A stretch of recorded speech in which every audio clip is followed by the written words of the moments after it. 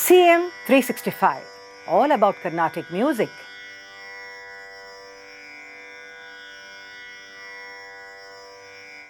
Our raga system is indeed absolutely amazing, I would say, in terms of the way in which different ragas are devised. When we talk about a ragam, we say that its swarupa can be captured through the arohana and the avarohana. That is, the arohana and avarohana gives us the notes which can be permissibly used by the ragam, the variety of notes that can be used. For example, if you take Mohanam, we have sa ri ga pa da sa sa da pa ga ri sa. So obviously, in a simple way, if I put it, you know that the ma and ni is not there. And also you also came to know that what is the variety of note that this Mohanam took. So if you again take another 5-note scale like sa ga ma da ni sa sa ni da ma ga sa, which is Hindolam. Now beyond this, there are ragas which cannot be captured within the gamut of the arohana, avarohana, and that we know ragams like Shuruti, Begada, Sahana, Riti Gaula, etc., where the arohana, avarohana actually is like a mere pointer only towards the ragam and its lakshana. There are different phrases actually, consolidated phrases which have come down through tradition to us, which give us the swarupa of the ragam. For example, if you take Shuruti, ta ra ra na na ra ra, or if you take Riti Gaula, ta da ra ra ta da ri ra na ra. So where there are so many different kinds of phrases which actually combine together to give us the swarupa of Riti Gaula. So if you just sing the arohana, arohana like sa ga ri ga ma ni da ma ni ni sa sa ni da ma ga ma pa ma ga ri sa. So here, if like Mohanam or Hindolam, you just keep maneuvering around the scale and keep doing permutation combination with notes, you will never get Riti Gaula. So here, though the arohana, avarohana is there, it is just like a mere pointer, I would say, in terms of showing us what are the notes and a basic movement of the ragam. But beyond this arohana, avarohana, we see that there are so many unique phrases actually which give that distinct character to Riti Gaula. Now, beyond this, actually, last week I was doing a lecture demonstration for a reputed sabha. And at that time, while talking, it just occurred to me another point, which I thought I'll share with you here, is the fact that our ragas are much beyond, as I said, scales, much beyond even phrases. And that's the point I wanted to share here today, where we see that with just 3 notes, you can probably establish the distinctness of 3 or 4 different ragas.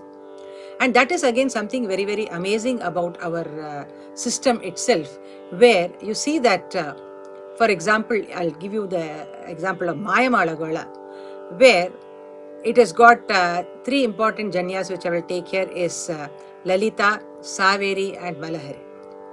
Now, in this 4 ragas which we are going to take, Mayamala Gola, Lalita, Saveri and Malahari, see how the same Magari operates to give you 3 distinct or 4 distinct colors.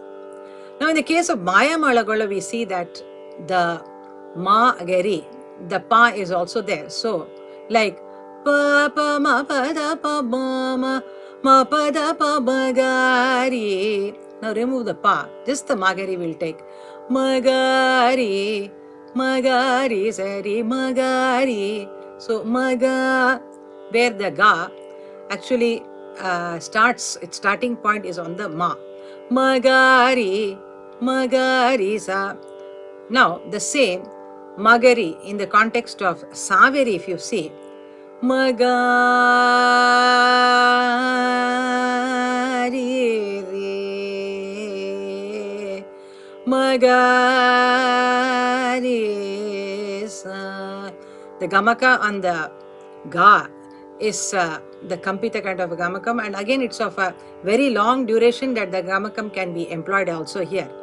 And the rishabha you see here is magari, where the re actually has its base point on the shadja. So the same magari here sounds like magari